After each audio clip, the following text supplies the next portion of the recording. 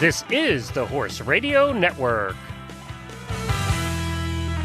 Everyone's got an opinion on SafeSport, but who actually knows how it works? We brought in an attorney to explain. This week, we're talking about how to get over the fear of speed when in the saddle. And holy cuteness alert, you might be seeing more mini horses on airplanes pretty soon. Thanks for tuning in. From Heels Down Mag, a podcast where horse pros chat about what's happening in the horse world over drinks. Welcome to Happy Hour. I'm Justine Griffin. I'm Jessica Payne. And I'm Ellie Woznicka. Welcome to episode 55 of Heels Down Happy Hour. Sorry, I'm practicing my radio voice, guys. I love it. How's it going? Good. Doing well. I feel like your voice is getting deeper for radio. Yeah, I'm trying. You're trying. You're trying you're talking a new way. Yeah, People are going to be able to think it's you. Yeah, I mean, now that I drive so far and like commuting to work, I've been listening to a lot of talk shows. So I feel like this is going to be like my sexy voice for. I'm going to start talking to Matt like this. It's very soothing. I like it. Go make me dinner. He's not going to leave you for the animals. It's going to be the voice. Probably. This episode is brought to you by Flair. Did you know, we actually exercise the horses every day kind of lightly, but also we do a lot of intense work via galloping or whatever else to get their heart rate up and make them actually work. Did you guys know that when they wear Flair strips that they can use up to 6% less energy when bringing in the air during that intense exercise? You guys should check out flairstrips.com to learn more about how you can help your horse perform better and stay safe. So I'm going to tell you guys, I'm a sucker for Instagram and Facebook ads. I know they do it for a reason, but this one got me for this happy hour post because I think obviously the phone's like spy on us. Doug and I were talking. He loves a good spicy margarita type thing. And we also buy a lot of some type of spritzer. We actually make our own as well of grapefruit sparkling water because I can't drink right now. So that's been my treat. And over Instagram, we saw a grapefruit jalapeno mezcal cocktail. Ooh. And it looks so good. It does take a process to make, but I'm definitely going to make one for Doug because this came up and it looked awesome. It's 2 ounces of mezcal, 4 ounces of fresh grapefruit juice, 2 ounces of citrus soda, which I would use the grapefruit one lime wedge, and a little extra for the rim, and 1 jalapeno slice. And you salt the rim, mix it a little chili powder if you want, and put it in a shaker and serve it. Wow, that sounds really good. I also I'm not a huge grapefruit person, and I'm not a huge jalapeno person, but I feel like these two things together, I could handle it, and it would be delicious. Well, yeah, because I think a lot of times with the spicy, the jalapeno margarita or whatever, it would be too spicy for me. But I think it could cut with the grapefruit that I actually might be able to handle it. No, it sounds delicious. I'm still just trying to understand, is mezcal like a vodka or? No, it's like a tequila. It's why didn't they just say tequila? Because, it's like saying bourbon and whiskey. It's not technically the same, but they're close. See, we're expanding your horizons. Ellie. Yeah. I'm gonna sound so elegant when Matt comes home. I'll be like, I'm gonna make a grapefruit jalapeno mezcal cocktail, and he's gonna be like, I just want a beer, and I'm gonna be like, all right. No, I showed Doug this elaborate video on it, and he's like, that looks amazing. He's like, that literally looks so good. And I would have to make sure there was no seeds in the jalapeno and everything. But other than that, I think I could handle it. Yeah, it sounds good now that I know that it's tequila. I was just trying. I was just like, maybe I can make it without the vodka or whatever the heck it is. It's tequila. It's it's literally like a spicy margarita with grapefruit. So, see, now it makes sense. Before I was just like, I don't understand who comes up with these things. But this is perfect. It looks amazing though. So speaking of craziness, Ellie, you've got a crazy news item for us. I do. So have you guys seen the picture of the mini horse on the airplane? Yes. Oh my gosh, so cute. Okay, I'm so excited because if I am on a plane and I see a mini horse, I'm going to be I already struggle not to pet the service dogs. So it's going to be really hard not to pet a mini. But anyway, so before all of this stuff trended, there was the Department of Transportation said that anything with hooves or horns would constitute as an unusual service animal, and that they were banned. If we recall, like the peacock, that was also considered banned. I don't know if this changes anything for that, but anyway. So now that mini horses are recognized in the Americans with Disabilities Act as legitimate service animals, they are able to fly. A lot of different airlines like United and American and like some Alaska planes had already like said that that's fine, but now it's like official that they have to let you on if your service animal is a pony. That's pretty awesome. I'm really excited. I have questions though. Like, what happens if they poop? Like, how do you handle that on an airplane? It still has to be housebroken. So, like the people that have the minis like in their houses, like you can teach a horse to poop outside. I wouldn't want to, but no. I had a mare that would only pee outside. But I feel like, what if you're on like a 6-hour flight? They can hold it. A dog could hold it, right? Yeah, I was going to say, what do you think Nolan does? Pees and poops on the airplane? I guess, but there's got to be emergencies. So I guess if a horse poops on a plane, it's easier to clean up than like a dog poop. Oh, I don't know about that. I guess it depends on the quality and consistency of the poop. Oh my gosh. And then also, obviously, they can't, like, you have to be in like an aisle seat or the front of the plane for them to have enough room, right? And they just stand. Yeah, I saw the ones where like basically they're the one right behind like the car, where you can't put your bags in front of you, if that makes sense, right. Where there's more leg room. Right. Yeah. But that's the same with large service animal dogs as well. Yeah. Gotcha. Okay. We have mini ponies at, the barn I've been at for years, and they're adorable, but also super not well behaved. And I'm just thinking of all the havoc they'd create on an airplane. I think that's like a bad dog and a good dog. Exactly. Obviously, these ones are trained to be service animals, but I wouldn't take like our big dogs. Like they'd be a nuisance anywhere, but like our little one goes everywhere. They're just different. I think it's what they're used to. So it's kind of like the service, what do? They can take the horses into the hospital and everything as well. So same good thing point. Once they're broken. So I think it's the same sort of concept. Yeah, there's a lot of people that are upset about it, which I think is ridiculous. Really? They're like, I don't want to share my flight with a barnyard animal. I'm like, okay, well, you can go walk to wherever you're going. You can go somewhere else. Exactly. But they're still banning like, snakes and other reptiles, ferrets and rodents and spiders. So that's good. Yeah. If someone brings a tarantula on my plane, I quit. I'm done. Nope, I quit. I'm out. I will walk for the rest of my life. And Justine, what do you have for news this week? So the USCF announced an interesting new membership benefit. I don't know if you guys saw this, but they're offering free mental health first aid, is what they're calling it, to all members.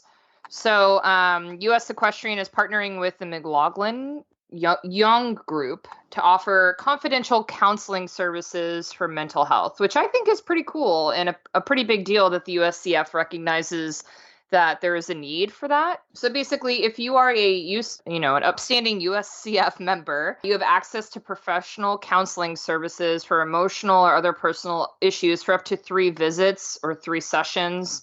And all providers are state licensed. They have all the proper credentials. They're available 24 hours a day, 7 days a week. And there's a 1-800 number that you can call if you feel like you need someone to talk to. Which I think is really cool. I think many other sport organizations offer similar perks, and it's good timing, right, to offer this to horseback riders. Yeah, absolutely. What about you, Jess? I have some really exciting news. So Irish eventer Izzet Power, who is traditionally, she's done eventing. She went to Burley last year. She actually was, she competed a bunch. I think she was like 9th at Burley last year. She ended up going in the 5-star at Dublin Horse Show, like the Dublin Horse Show, and won it against all of the top show jumpers. So I'm so excited for her because she rode one of her old event horses and took it. She's taken that horse to the Hickstead Derby and done that a couple times. And she's from a big like riding family. Her brother is actually like the leading national hunt jockey. She's always so funny when I see her. She like talks about him and how she's doing and everything. She's like the nicest person. But to win in Ireland, it's such a big horse show for her family and against the top show jumpers in the world. I just cannot be more proud of her. Like, it's awesome. So that is my news because I'm super proud of Izep. And my other news item I have this week is Heels Down Mag has now got soaps for dirty equestrians. It's a new collection of all natural soaps, and it is some of the funniest things when you watch. Like, it's a great new line that's natural soap. It removes dirt, purifies skin, and leaves the rider like feeling awesome. So you guys have got to check them out because they've got fun names on them. We have a collection of 6 for everybody, and you can like mix and match. So you guys need to go to the website and shop on shop.heelsdownmag.com. These names make me laugh so much. Are they not amazing? Stressed out. Did you just go? I love it. They're great. So if you guys are not already signed up for the Heels Down Brief, our daily email news blast, you should really sign up. There's always super fun, super cool information in there. It's not just Heels Down Mag stories. It's stories from all over the equestrian world, all over the world, essentially. Anything that's interesting to you. Just this last week, I read a really good story about bangs, like how you can cut your bangs in different styles. No, I don't think I'm going back to bangs. I don't think I'm bold enough for that. But, I learned all about it just because I read the Heels Down Brief. So if you're interested in signing up, you can subscribe by going to bit.ly/hdbrief. All right. So this week we are reviewing the Smart Pack Deluxe Fly Sheet, which Ellie, you have one of these too, right? I do. Yeah. And just curious what you think. I know Smart Pack makes a bunch of different sheets, and generally speaking, I really love all their sheets. But what did you think about this fly sheet? Okay, so this is a little thing, but it's something that matters a lot to me. I love that this thing has that little strap underneath the tail flap to put the tail through. Yeah. I don't know why, but that is like my favorite feature. Like if a blanket has that, that's like plus 10 points for anything. Like I think it just like, because a lot of my horses are really heat sensitive. So if it like, drops or changes temperature drastically, they'll get the runs. And so this makes my life a whole lot easier. But what about you? What's your favorite part? Sizing is kind of hard for me because every brand is different, right? And so Right. Mikey is a pretty big thoroughbred, so I'm generally like usually a size 80 or above. But I got this sheet in a 78, and it fits him really well. And I'm just really impressed with the coverage because with a fly sheet, right, you don't want his butt sticking out. You want to make sure it actually covers his legs and his barrel, and it really covers everything. I also really like the belly strap. Like it's very generous in the area it covers underneath. And for me, being in Florida and especially having a horse that doesn't sweat, I would never use a fly sheet that's too heavy, right? And so this one is really lightweight and breathable. It's mesh, and it also blocks up to 70% of UV rays, which is great for Florida. And probably my favorite thing about all Smart Pack sheets, not just the fly sheet, is that they have a really silky lined material that they put on the inside of the chest and shoulders, and it never rubs. My horse never comes in wearing a sheet with a rub for that reason. So Yeah. That was great for me because like I have a 78 too, and it fits my large quarter horse. Like it's a little big, but it fits him awesome. And I was worried because I'm always paranoid about his mane, right? Because he's supposed to have this long, luscious mane, and he doesn't. He has like a really wimpy quarter horse mane. So I was super happy that it didn't, rub him. I'm nervous about that all the time. Aw. And, I haven't washed this one yet, so I'll be curious to see how it holds up, because that's the other thing is, fly sheets, they get gross. Like, my horse is out in super muddy pastures right now, so that'll be the real test, is how it stands up over time after multiple washes and uses, but so far it seems pretty durable. Yeah, I mean, it seems to work really well. Like our horse flies right now are horrifying, and they're like 2 inches long, So I go to bring the horses in at 5:30 in the morning, like right when the sun comes up, and I see these massive, like bird-looking horse flies, and he like the horses. I feel bad for him. My boyfriend refuses to put anything on his horse, but so he'll be bucking around because it's biting him, and Batman is like cool as a cucumber because he can't get through it. So that's big for me because horseflies are painful and scary. Yeah, I'm with you on that. But also another good perk about this sheet is it's really affordable. You can get it on SmartPack right now for $89.95 plus shipping, and SmartPack has great free shipping, and they even have an August code right now. I just pulled up their website. You can save 15% with just using the code AugustSave. So, it's a great, if you're looking for a fly sheet to try and you're not sure, I feel like this is a good economical purchase to give it a go. And like AQHA members and USEF, and I think IHSA too, like you save 5% on SmartPack. So no reason not to try it. Yeah, absolutely. Absolutely. All right, so we have two really exciting guests on the show this week with us. We have Deanna Corby, who's a dressage trainer in Waxhaw, North Carolina, and her husband, Steven, who's an attorney with Emblem Legal. The couple took to YouTube to explain the ins and outs of SafeSport after the horse internet lost its mind over George Morris and Michael Barrasone earlier this week. So, hi guys, thanks for joining us. Hi there. Thanks for having us. So just to start, Deanna, obviously you're a horse person, you're a dressage trainer, you're a professional in this industry. Steven, I'm guessing that you're a horse husband who doesn't necessarily ride, right? That is exactly right. Okay. So what made you guys take to YouTube? Deanna, I know you're very active on your channel with training and dressage specific videos, but why did you want to tackle this really hot topic of SafeSport and what's going on right now? Yeah, I felt like making a YouTube video would be pretty effective because as all of these events were unfolding the past few weeks, I kept asking my husband, just some legal questions about like, what do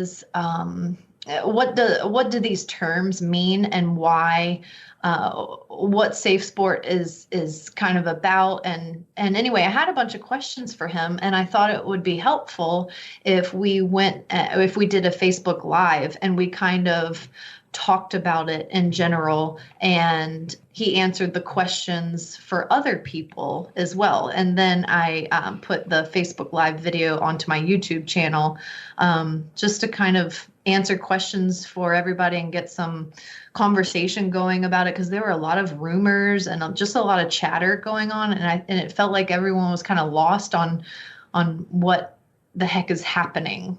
So Right. Okay, so let's talk about that. So what were some of the most interesting questions you got from people who tuned into your Facebook Live? Well, I feel it seemed like a lot of the equestrian world was divided about either being pro SafeSport or against SafeSport. They were saying that SafeSport was ruining the sport, that it didn't have any place in the USEF. But also a lot of people were saying that, victims need a place to go anonymously in different sports. And SafeSport is very much needed. And that was the main question people were asking. Sure. Emotions are running high, right? Yeah. After, these two sort of high profile, also extreme cases. But Yeah. Steven, so for me personally, I'm seeing it on my own feeds all day long, but why, the biggest thing that seems to irk the public is we don't know specifically the George Morris case. We don't know the details, right? We just know someone accused him of sexual misconduct. SafeSport conducted an investigation. They did not share any details of that investigation, right? And they just they came to a conclusion, and now George Morris is appealing that decision. Can you talk a little bit more about that process, why, an organization like SafeSport would keep its findings behind closed doors and only in-house? Sure. So you have to remember the reason SafeSport was put into place to begin with, right? SafeSport exists because of Larry Nassar and everything that happened in the U.S. gymnastics world. I mean, he abused over 200 young girls, and that was allowed to continue for decades because of the fear of anyone in that industry coming forward because they would get ostracized by other peers. And Nasser was such a powerful figure in that environment. And so SafeSport actually started a little bit in 2016 and was fully authorized by Congress in 2017. And the purpose of that organization was to specifically handle claims of sexual abuse among Olympians and then other major sports industries that have decided to bring in that process to really help these claims. They can also examine other things, but mainly it sticks to sexual abuse. And so the concept there was, how do we get victims to come forward in an environment where the people they might be accusing are living legends? They own giant facilities. They have magazines named after them. They have giant monuments. How can we get them to feel comfortable to be able to speak the truth while still making the process fair? And the only way that they could think of that would make sense is to keep it sealed. It's sealed for the victims and it's sealed for the accused perpetrators, and everything is quiet except for at the end when a decision is reached, and that is made public. Got it. So something I keep seeing people wanting to refer to, like a real due court process where there's statutes of limitations that exist, and obviously that doesn't apply to SafeSport, right? And why not? Yeah, so I mean, the thing that really bothered me as a lawyer, and I've been a lawyer for almost a decade now, is I kept seeing people post, especially on my wife's feed. I'm watching over her shoulder every once in a while, and I see someone post this long thing about how unconstitutional it is, and it drives me a little crazy because as a lawyer's perspective, it's really not. I think there is no crime. What's the maximum penalty SafeSport can impose? The maximum penalty they can impose is kicking you out of the organization. That's it. That's the max, right? They can't fine you. They can't put you in jail. They can't do anything that a real court process or criminal trial could do. So people are looking at SafeSport as some sort of end-all be-all organization, but they're not. They don't have any criminal authority. They just have the ability to say that you can't be a member of the organization, and they can do a lot less than that. They can give you private warnings and fines and other things of that nature, but that's the maximum penalty they can impose. So I want people to try to think about SafeSport not as a government body, because they're trying to think of it as like it is a de facto court, and it's not, because these people can also be charged in criminal court for the same conduct. But SafeSport is more like a tribunal or a panel from an organization to determine whether or not they want people to remain a part of that organization.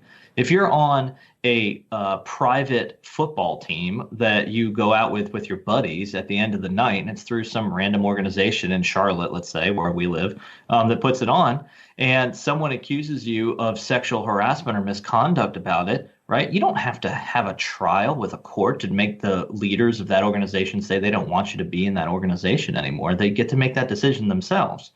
But what SafeSport did is they put together a really long, very thorough, and very protected process to which they investigate these claims unbiasedly to try to come up with the truth. And it's actually a pretty good organization. I think there's some downsides, but in general, I think the process is one of the best I've ever seen. Do you know, so what qualifies you to be an investigator, I guess, under SafeSport? Who are the people who are actually conducting these investigations and making these decisions? Sure. So there's two separate classes of people, right? The people, there are investigators, and then there are actual arbitrators who make the final decision. So the investigators, all of the ones that I've seen, are former FBI or criminal investigators with over 10 years of experience, investigative experience. So they're very thorough, and they're very familiar with how to conduct an investigation. But at the end of the day, they don't make the final decision. Their arbitrators are the ones that makes the final decision. And an arbitrator in this situation has to have very specific experience. They have to be a lawyer or a judge or a former prosecutor that with very specific information dealing with sexual assault, or they have to be a social worker or a couple other places that have sexual assault training specifically. But as far as I know, all of the arbitrators that have been involved at this point have been former lawyers or judges who have very specific sexual assault experience and have experienced either trying sex crime cases or ruling over them before. And there's usually some sort of a hearing where both sides get to present evidence in addition to a slew of a long investigation before we even get there, before that decision is made to begin with. Gotcha. What else do you think people need to know about SafeSport? You know, as they're reading different people's opinions on their social media feeds, where should they get the most, accurate information about how it actually works? Well, SafeSport on their website and through the USEF, they put out some guidelines and they'll tell you exactly how the process works. And I know in our video, I put up a little chart to kind of show them, but I would just say that the people thinking it's a snap decision really need to take a step back and look at the process itself, right? We don't know much because everything is sealed in order to protect the victims. The reason you know a little bit about the accusations from George Morris are because one of the victims chose to speak out. But I say one of the victims. The New York Times, who originally reported the ban, has also reported that we know that there's at least 3 victims, and the investigation into George Morris took over 2 years to conclude. So there was a significant amount of time and money and evidence put into this, and they're focusing only on the one person who has come out because that person no longer rides in the USEF, so they don't have any consequences for coming out. And they're not focusing on the other people and the other evidence that we don't know about. And so what I'll just say is, in general, if you learn about the process and you actually read about it, I think you'll find that it's actually pretty fair. And so for Michael Barrisone, obviously different case. He's being tried criminally. He's being held in jail right now while his case is going on. And where SafeSport fits in is they've just put a suspension or a ban on him in place while these charges are ongoing, right? Correct. Yeah, they've put a suspension on him while the charges are ongoing, but SafeSport kind of falls a little bit into that category too because of the allegations that the victim made prior to her being shot, and she actually had either reported something to SafeSport or had at least threatened to publicly report something to SafeSport in regards to Michael Barrisone before the alleged crime occurred. Gotcha. And so, some people talk about SafeSport as if they want the USCF to be able to opt out, but they can't, right? As an American organization, but also because it's a pathway to an Olympic sport. Is that what SafeSport is mandatory? That's a good question, and I don't have a specific answer to that. If you're going to be an Olympian and you're going to compete on an Olympic team, yes, you are subject to the SafeSport protocol. I'm not sure if everyone under the USCF was required to comply, but I know that the USEF organization itself decided amongst itself to fully implement SafeSport on all levels of their professional athletes. So I think 2 years ago or last year, the USEF made it mandatory for all professionals. I know I had to take the course for SafeSport. Right. Yeah, right. They made it mandatory that we had to take the course for SafeSport in order to keep our membership. And then just this past year, they made it mandatory for even amateurs to take the course. Yeah, right. So I can't tell you if whether or not that was a USCF internal decision to bring them on board or whether that was a mandate from above their pay grade. But I know that if you are going to compete or even be on a pathway to compete on an Olympic team, that SafeSport does have the authority over you based on the congressional authorization they got in 2017. So with the George Morris case, obviously we're waiting to hear what happens with the appeal process. Stephen, could you give us any idea of how long you think that might take? That's also a very good question. And as far as I know, there is no time limit. The investigation took over 2 years. If he's appealing and asking for a hearing, one of several things can happen, right? It can just be denied. He might not be able to get another hearing. It could be granted, in which case there would likely be another hearing. And if his attorneys are asking for more time to conduct more investigation based upon what happened at the last hearing, then that could be a longer process. I'm not sure. I would probably imagine that we would have an answer in the next year or so, but I don't think it's likely around the corner unless the appeal is straight up denied. If it's denied, then you'll probably know that pretty quickly. Gotcha. So even during the appeals process, or what happens if the ban held for George Morris, will he still be able to give clinics and participate in other events as an instructor? So that's a really good question. And I've seen a lot of confusion online about that point. And to be honest with you, that's probably SafeSport's fault because I don't think that they have been directly clear with what the penalties or restrictions are. It is my opinion, based upon what I've reviewed and based upon the rules and regulations of SafeSport, that George Morris wouldn't be allowed to come to any USEF specifically sanctioned or sponsored event, right? He couldn't come to a show. If you wanted to ride, he probably couldn't come and you couldn't hire him for the day to help you out there.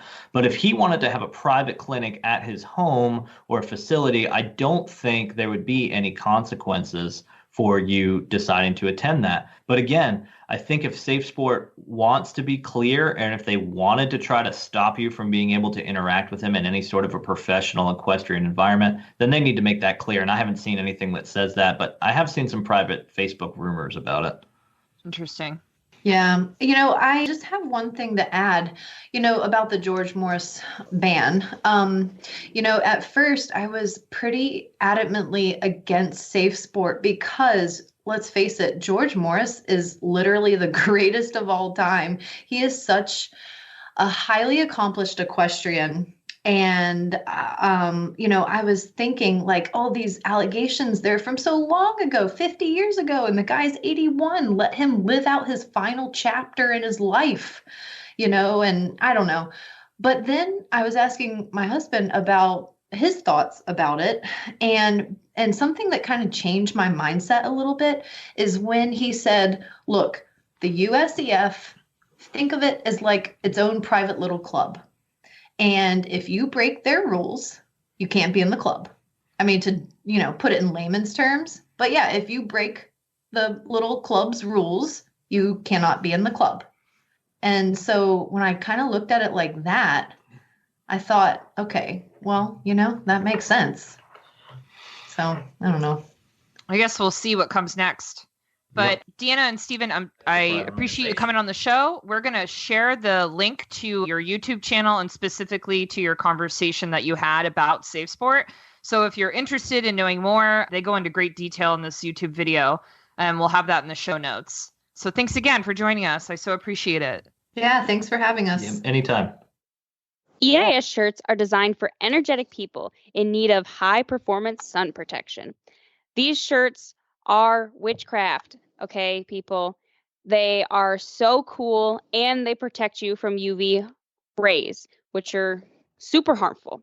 It's a sun protection equivalent of 50 plus, okay? And if you burn as bad as I do, these are huge, and it keeps your body temperature down by about 5 degrees.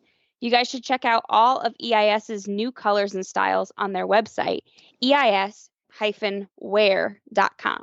This Riding Tips segment is presented by Arena Saddles. For more information, go to arenasaddles.com. All right. So I'm having a riding issue, and it's mostly mental. And I wanted to ask you guys about it because I need friendship and support because I just can't seem to get past this. So as you both know, I've had Mikey for about 2 years now, and I've brought him along mostly by myself, with the occasional help from a couple different trainers that I haul out to.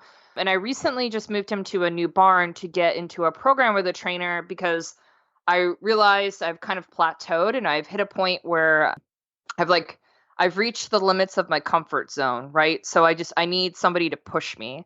And Mikey's a big horse. He's almost 17 hands. He's, got a big step.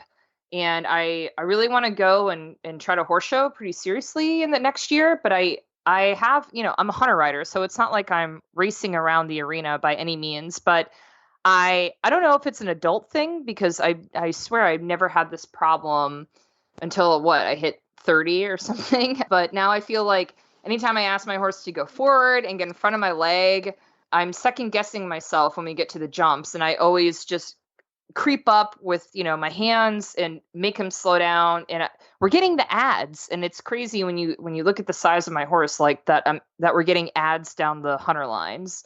And so my question is, how do I get past this to be more consistent about setting my horse forward and not being afraid of the little bit more speed I need to, to get my horse to smoothly come through the lines or just to any jump in general? I need to get past my own mental block, I think, to send my horse forward and kind of have a smoother approach to every fence? So I'm just generally speaking, but like it's more you come out of the turn and you're waiting to probably find a distance instead of kind of keeping the rhythm and keep coming through the turn. Have you tried very basic, like going to like a cavaletti or something really small that like it doesn't make you like, who cares if you swing and miss to it kind of thing? You know what I mean? And Yeah. just start to get yourself like, and you can do that almost every day, right? Like it's, if you're jumping a foot high every day or a pole every day, just to get you more about that feel, because it's a feel, right? And that's what's so hard. So if you come out of the turn, place, a cavaletti or a pole or whatever else like that, and just try to start seeing it and do it where you have, like we do a lot, like with poles, I talk about all the time, but like poles or cavalettis, and put them at that longer distance and make yourself keep coming so that you don't kind of get stuck out of the turn. Because everyone, I've gotten everybody, yeah, I've taught, it's kind of gotten into it at some point, but like you get out and you go, okay, I'm going to wait and I'm going to wait to Right. see it. And then you're Right. shutting down the canner instead of trusting the canner and just saying, okay, keep coming, keep coming. You are fine. You don't have to wait. Like they're in a good as long as they're in a good balance, you're okay. So I think that if you could do it to something that you wouldn't care about type thing, you'll get yourself comfortable. And just every day kind of go, okay, look, I'm going to go forward. I'm going to come out of the turn. So it's not about, yes, it's about having a bigger step and a bit of a bigger pace, but it's not about running. It's still, you need a really good balance and a really good canter, but you got to come out of the turn not picking and taking your leg off. Totally. And I mean, I do it to a cross rail, like where I'm riding a horse that's a kick ride, like he's not someone I need to constantly half halt. Like he's happy to pick up his canter and just keep his little lope, and I got to really push him to open it up, and it requires more on me to go, okay, step out a little bit more. But then, like you say, I come around the corner and then I go, and then I just sort of freeze up, and then he kind of backs off, and then he's happy to do the little like half step over the jump. Yeah.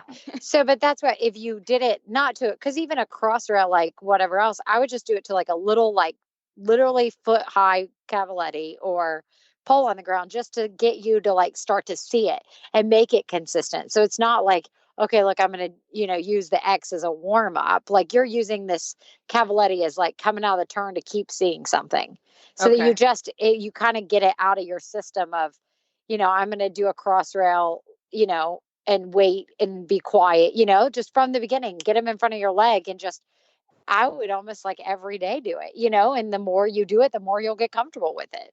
Should I do it to like a line of ground rails or cavalettis? Well, I would do it, if you did it to a line, do it like 4 or 5 strides out.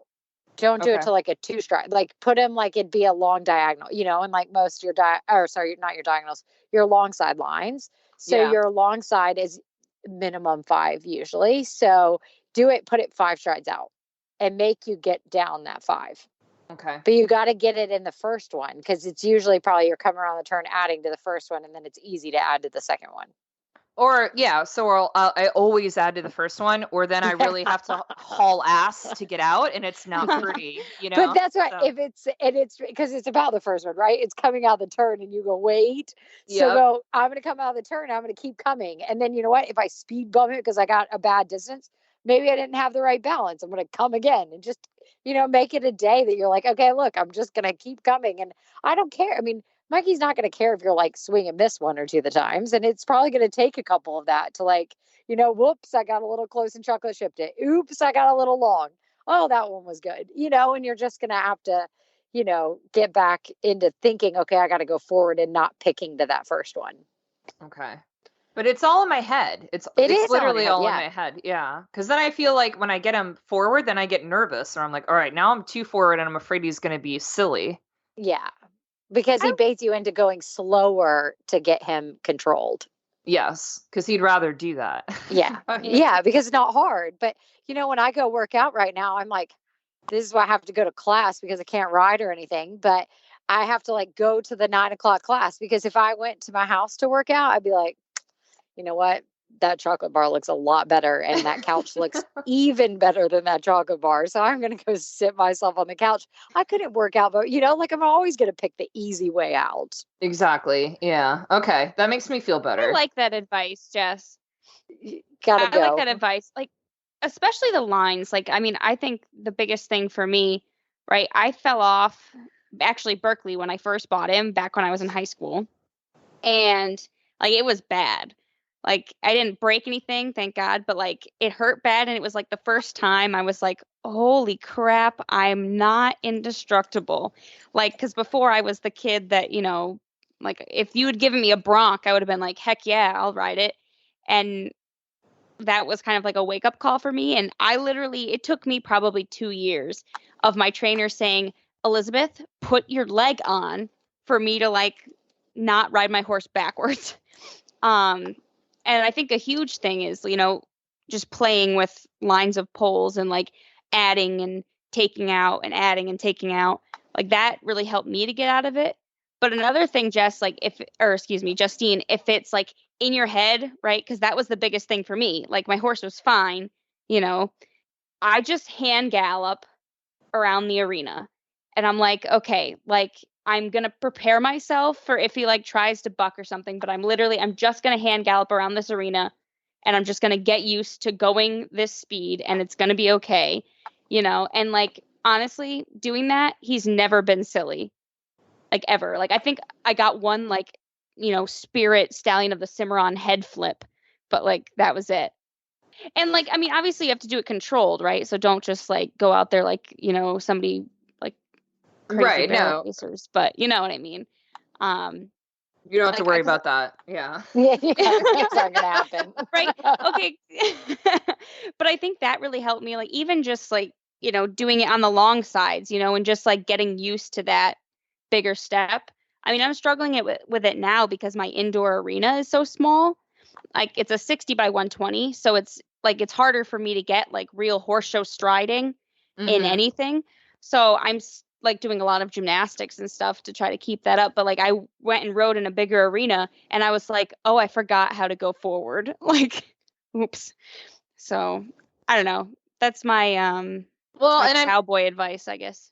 I'm sort of the same boat. So I came from a barn that had a very small arena. So it was easy for me to have to go, okay, we'll just do this little putsy canter. But now I'm at a barn with, like a real jump field. So, and the trainer's already on me. Like, I don't know why you're riding your horse at the ads, like you don't have a pony, go ride your horse. And I feel like I need to hear that. So I'm, I've made the conscious effort to go to a place where someone's going to not let me just eat the chocolate bar and sit on the couch, right? It's the same thing. I've got somebody who's going, no, if you want to do this, you got to ride. But I find myself going, wait a minute, like I'm surprised at my own weenie nature in my head. I've never been that rider, but that's where I'm at right now, where I'm like, well, I kind of like the little putsy canter.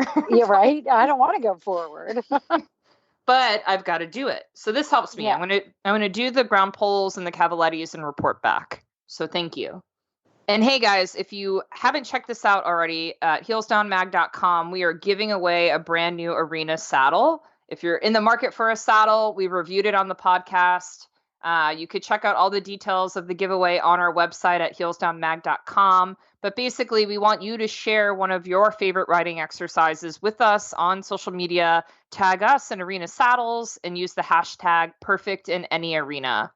All right, it's time for Rose and Thorn. Who wants to go first? I can go. Yeah, whichever. You can go. Okay. So my thorn is that I think I have to quit my job at the animal shelter. No, why? To save a relationship. Yeah, because I love Matthew very much and he's afraid of cats. Like it's not like, oh, I hate cats because I just do. Like I think he's genuinely like paranoid that he's gonna catch cat scratch fever, and like, but in any case, I'm too much of a softie, and I think it's like I'm realizing it takes like a really special, like strong kind of individual to work with homeless animals all the time and not bring them home, because I have acquired 3 cats and now like they're like, oh, you can take this one home too, and I'm like, I don't really think I can handle 4 cats, and it's just, but like but I want to so badly because I feel so sorry for these creatures. So my thorn is that I think I'm going to have to at least cut back on my hours because it's really hard for me to not bring home creatures because Matt will leave and then I'll have to pay the mortgage all by myself and I won't be able to, and I'll just become literally an old cat lady living in the woods probably because that's the only place I'll be able to afford. So with all your animals. yes, and that's my Aw. thorn. So if you don't hear from me, it's because I'm now off the grid living in the middle of the woods in Gillette, Pennsylvania. But my rose is that I adopted this cat. Oh no. Oh, okay. But she's great. She's okay. So she's an old cat and she was really nasty at the shelter and nobody wanted her because she was fat and a jerk. But it's just like a really stressful environment for cats. Like they're just more likely to get stressed out than the dogs. So I adopted her and her name is Pearl and she's an old lady and she does a lot of, she's really talkative, which I really appreciate, like mostly like just scoffs of, disapproval, which I just think it's really funny. Like she does it to my pit bull but she like is in love with Matt. So that's the thorn because he hates cats, terrified of cats. And if he goes to like shave, she'll come and sit in the bathroom with him. And she's literally like, almost 18 pounds. And she just sits there and just talks to him like, "Arr." So it's great. And he gets really freaked out. So that's my rose. Face of the cats. Cats are my thorn and my rose and everything in between. That's perfect.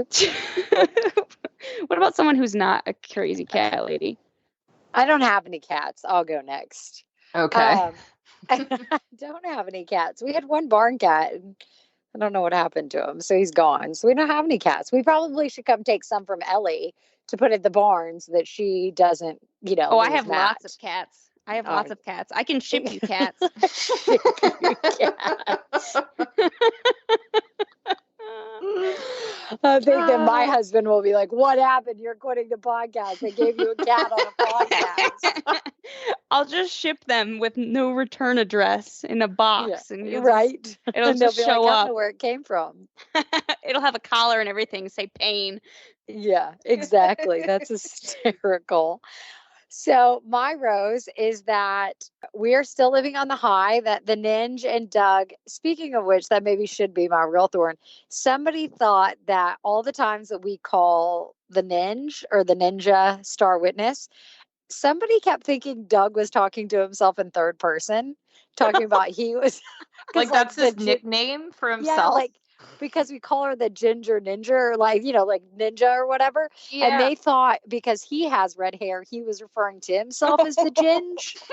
Because we call her Ginge, like for that. And everybody thought like we were talking about Doug this whole time. And I'm like, no, she's redheaded mare. Like she's the Ginger Ninja. So someone finally figured out that the mare was Ginger.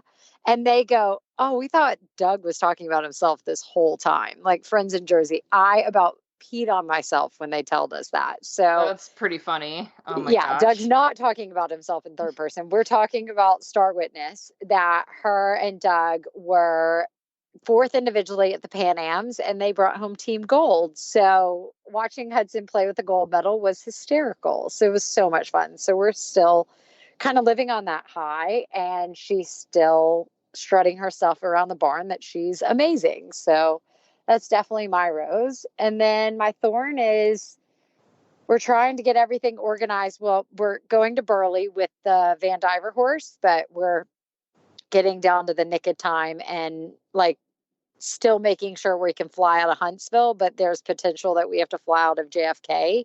So it's been like a back and forth for like a week, making sure we know what airport this poor horse is flying out of.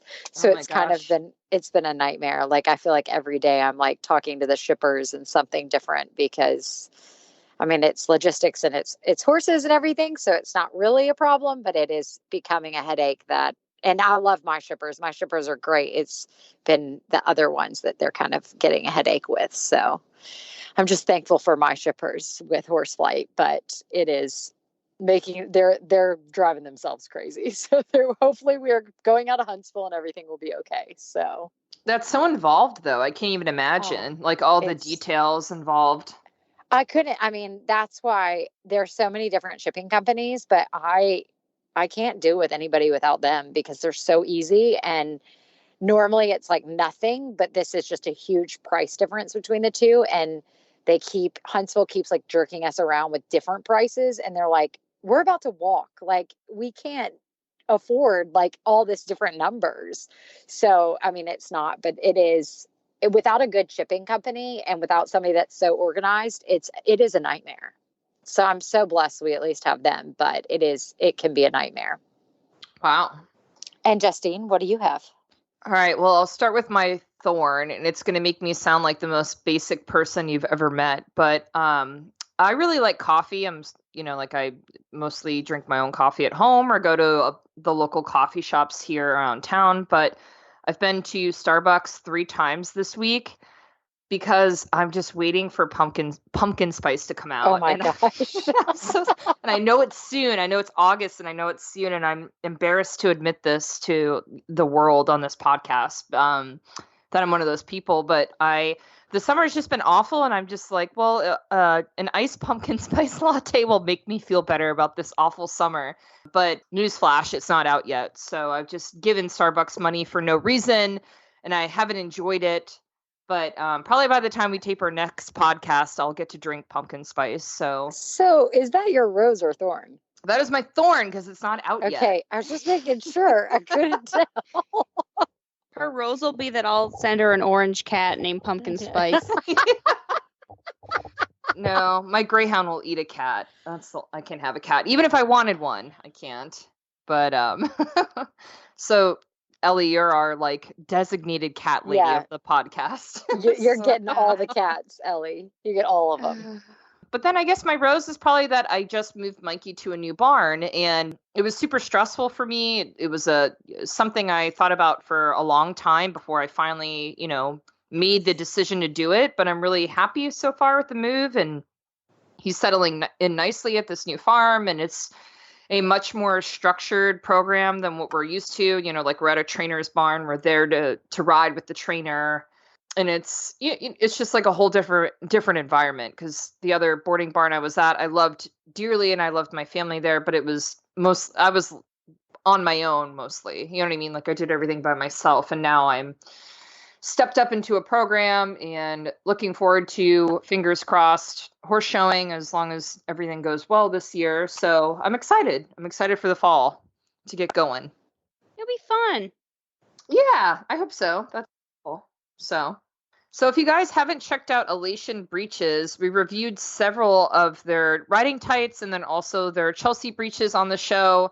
Elation has quickly become one of my favorite brands of breeches ever. They just fit really great. They're beautiful. It's high quality product. They last in the wash. They last in the summer and the heat and sweat. And they come in beautiful different colors. I always feel like the most stylish person at my barn when I wear my Elation breeches. So if you want to check them out, you can go to elationbreeches.com. All right, so we have a mailbag from Blair who emailed us, and I'm going to read this question to you guys because I feel like both of you will have great articulate answers for her. And Blair wants to know, why would someone want to audit rather than attend a clinic? And why would people allow auditing when you're watching and learning just like those who paid full price to participate in the clinic? And I know, Jess, you've probably taught in clinics. Ellie, I know you've attended some pretty high-end clinics. Do you guys want to tackle this question? Yeah, so I can go first. I think it's actually important to have both. So yes, it's ideal that you can go ride in the clinic and you can get everything out of it and you bring your own horse and it's structured just to you and what you're wanting to work on and everything. And so that is obviously why everybody would want to go to a clinic to be the rider. But as an auditor, maybe you don't have the horse at the time, or maybe you just like to learn. It's still a learning tool. Like I always encourage my kids and everybody that rides with me, like, just go watch lessons, go watch clinics, go watch this, because even though you can't go and actually ride in it, and it's not as ideal as riding in it because you don't get everything out of it, but you get little bits and pieces that then would apply. So I know that, like, some people are like, well, why would you audit when you could just ride? Some people don't have that ability to ride, or something's happened, or, life happens. There's X, Y's, and Z's that, maybe you did ride and then you wanted to audit. So there's 1,000 different reasons, but I always encourage people to watch, because you can learn, while people are even having my lessons, it's very helpful them to watch Doug ride, myself ride, even one of their peers ride, and go, look, this is what's happening. This is what you can then see. And then a lot of people are visual learners, and they can then put it to that. So I think it's huge, and it's important for people to always watch, if that makes sense. Yeah. I think that's a really good point. I mean, my biggest thing, right, is somebody can say something a million times in a million different ways.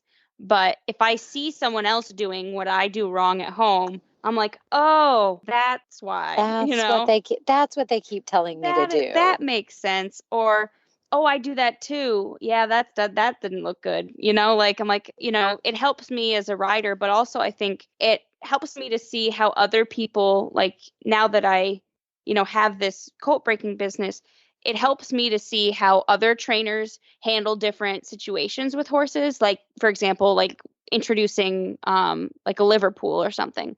Like, every trainer kind of has their own way of going about that. And I think it's really interesting just to watch and see the different perspectives, because what works for one horse, isn't always going to work for the next 30. So I really like clinics and auditing just for that, because I can see the training aspect of it, and Yes. it's a whole lot cheaper. Usually you can audit for free or for like a really low cost, Yeah. and you're learning a lot, and you don't have a horse to take care of. You don't have to travel, with a horse. So I highly recommend auditing. I think auditing is great. Yeah, I totally agree with both of you guys. Like exactly what you just said, Ellie. I mean, if you take away the stress of having to bring your horse to an event, you can just be there to soak up all the knowledge and not have to worry about your horse tied up at the trailer, or you getting ready, or, you know what I mean? Anything that comes with being at an event with your horse. You're just there to soak up everything that the clinician is explaining to other riders. And some of my biggest eureka moments I've ever had with riding have been not on my horse. Yep, right? It's just like listening to a trainer talk and watching somebody else deal with a similar problem or the same problem I'm having, and going, oh my gosh, it clicks. I just had to watch somebody else do it to realize what I was doing wrong. So I think there's totally a lot of value, and like you said, it's cheaper. I could go audit all day, right? Instead of having to pay to have my horse there and pay the fee for the clinic. It's just a great learning opportunity. And I think it's always nice too, because you get to feel that you're not the only one that does something wrong. Like, oh, that person rides with their hands in their crotch too. I don't feel so bad anymore. Yeah, exactly. Totally. So if you have a question for us and you want us to answer it on the show, you can always send us an email at hello@heelsdownmedia.com, or you should join our Facebook group, which is the Heels Down Happy Hour Podcast Lounge. And if you want to hear more from us at Heels Down Mag, subscribe to the Heels Down Brief by going to bit.ly/HD Brief. And many thanks to our partners this week, which are Flare Strips, EIS, Arena Saddles, and Elation Breeches. All right, guys, that's a wrap. Off to go feed the cats. Well, cheers. Cheers. Cheers.